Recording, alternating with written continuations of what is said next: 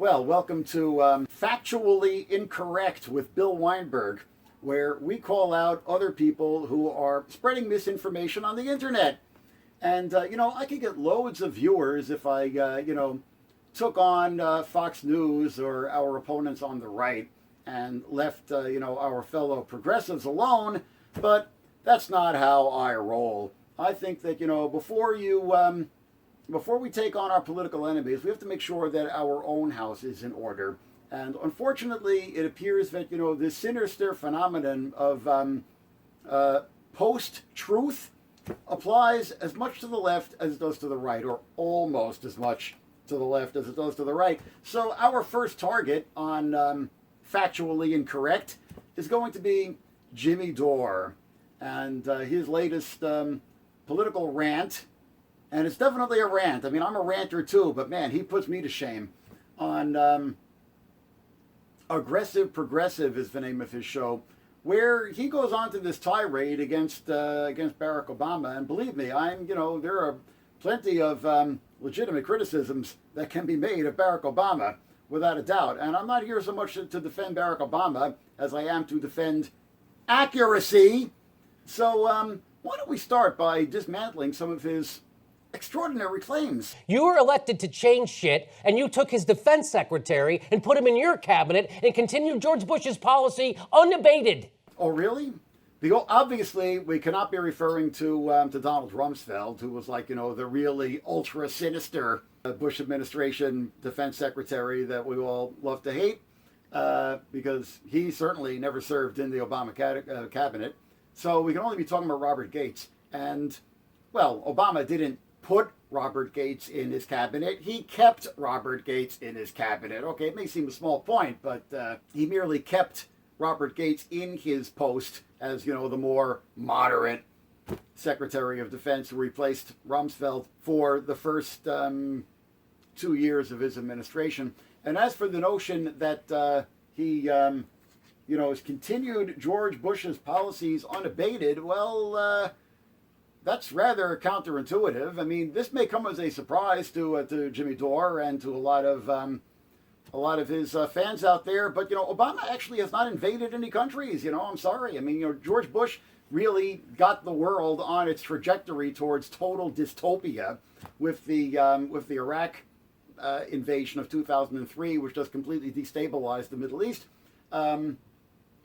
Now, there have been plenty of military interventions under Obama's watch, without a doubt, but there haven't been any actual invasions and completely arbitrary invasions, aggressive warfare by any definition, which is what George Bush did in Iraq in 2003. Rather, the defining characteristic of his administration, the defining moment of his administration. Obama hasn't done anything remotely like that, so fail. We are still in fucking Afghanistan. Iraq. Well, yes, the United States is still in Afghanistan. It's more like the United States went back into Iraq. We've already discussed this on previous episodes. The U.S., in fact, did withdraw from Iraq under Obama, but under conditions which left Maliki in power, sort of a Shiite supremacist persecuting the Sunnis, and just allowed the Sunni insurgency to re-emerge after having been subdued and eventually to become ISIS, which meant that the U.S. had to go back into Iraq. So, I mean, yes, the withdrawal from Iraq was never really a withdrawal because, we did leave behind, military advisors and private contractors, acknowledged. But there was an attempted, shall we say, at least, a significant drawdown under Obama. It isn't like he just continuously kept U.S. troops in Iraq. Not the case. Libya's still a mess. You did that.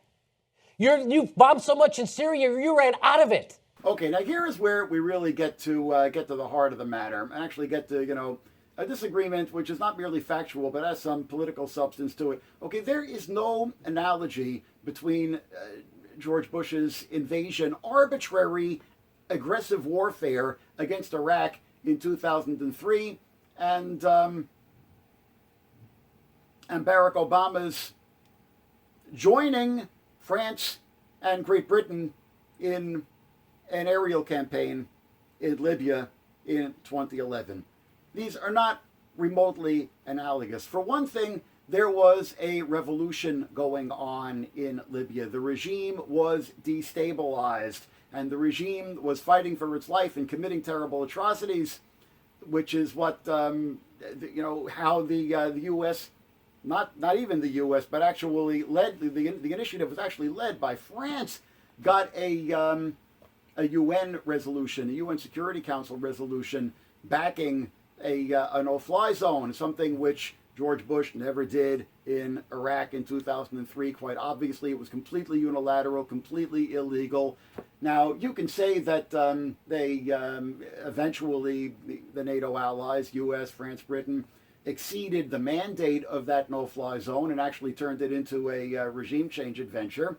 Yeah, that's pretty clear. But it was also with the approval of the big majority of the Libyan people, so it seems. The notion that, Libya is a mess because of what the U.S. did in 2011 is utterly deluded. It seems to assume that, first of all, it denies the fact that there was a popular revolution going on in Libya before the foreign military intervention, and that the foreign military intervention was in response to the popular revolution and the repression which was unleashed by the Gaddafi dictatorship. And it seems to assume that if there hadn't been foreign intervention, then, the revolution would have been brutally put down by Muammar Gaddafi, and he would have reestablished his dictatorship, and everybody would have lived happily ever after in Libya, which is deluded in the extreme. If you want to take a look at what Libya might look like today, if in fact there hadn't been any foreign intervention in support of the revolutionary forces, look at Syria, where in fact the dictator Bashar Assad has been given carte blanche to commit as many massacres and atrocities and as much brutal repression as he wants without any foreign power lifting a finger to stop him. And Libya today is actually more stable than Syria. And Syria is in much, much, much worse case. And then, he goes on to talk about the bombardment of Syria, which, of course, was in response to the emergence of ISIS in Syria. None of those bombs have been targeting the Assad regime's forces. All of them have been targeting ISIS and the Nusra Front.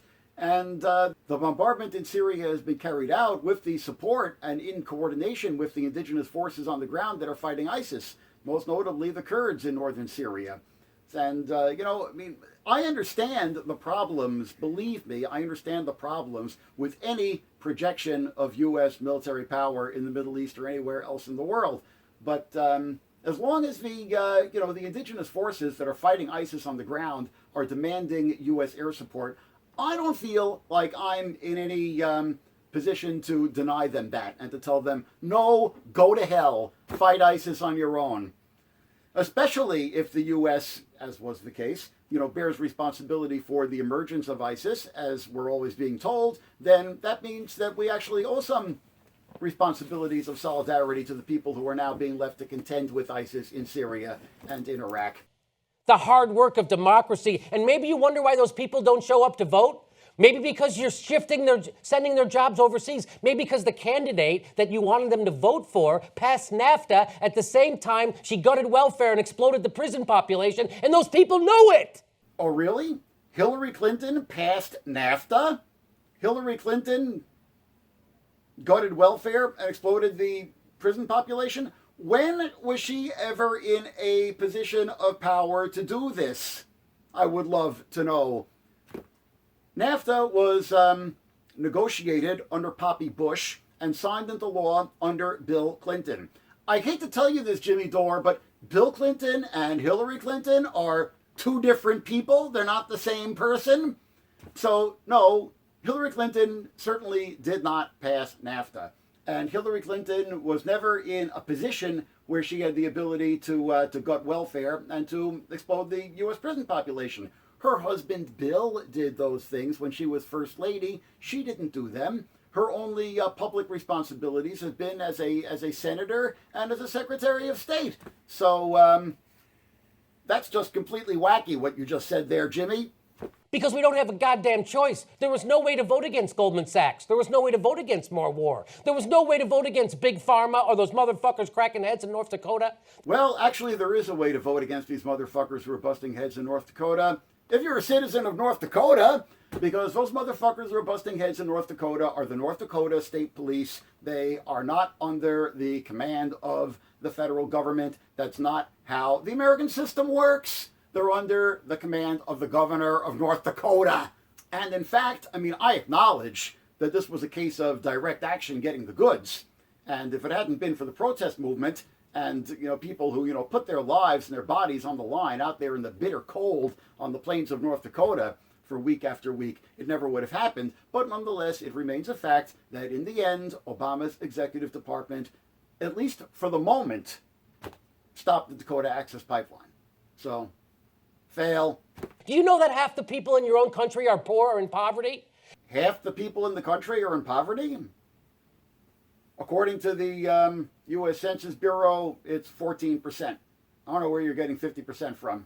That strikes me as arbitrarily inflated. Because they don't have because as Hillary Clinton is asking them to vote for her, they know she shipped their jobs to Mexico and undermined their unions. Okay, here we go again. Are you confusing Hillary Clinton and Bill Clinton? It was Bill Clinton who signed NAFTA. And of course, it was really the brainchild of Poppy Bush, really negotiated before he took power. But yes, Bill Clinton signed it.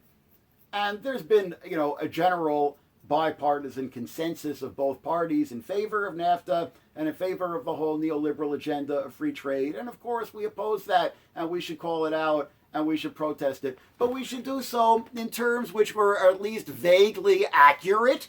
No, Hillary Clinton did not shift your jobs to Mexico.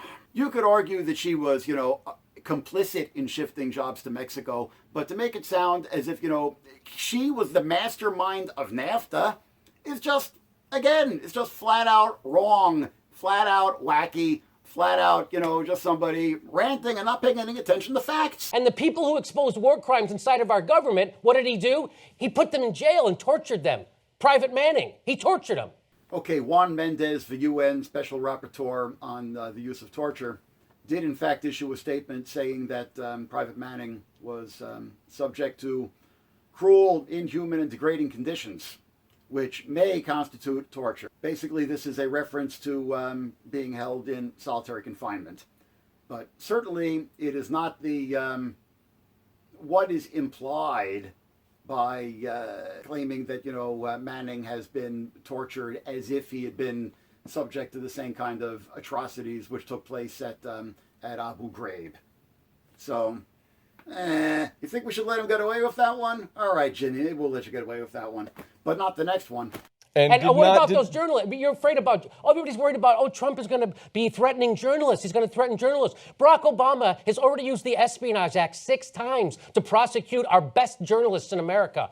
False. Okay. Now, according to the most recent figures I was able to get, the Obama administration has now used the Espionage Act 7 times, but not once against a journalist, against government workers who were deemed to have inappropriately released information.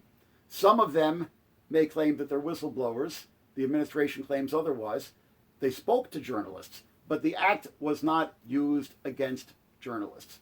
There are journalists, at least 2 cases that I was able to determine, at least 2 cases where journalists were investigated under the Espionage Act. I was not able to find a single case in which a journalist has been prosecuted under the Espionage Act by the Obama administration. So once again, Jimmy Dore, you're just making up facts. And, it's really embarrassing. If we're going to be taking on the Obama administration, if we're going to be taking on the powers that be, the White House, if we're going to be engaging in media criticism and taking on Fox News and the whole propaganda machine, we should at least make sure that we have our own ducks in a row. And Jimmy Dore does not. We are now in the post-truth age, it appears.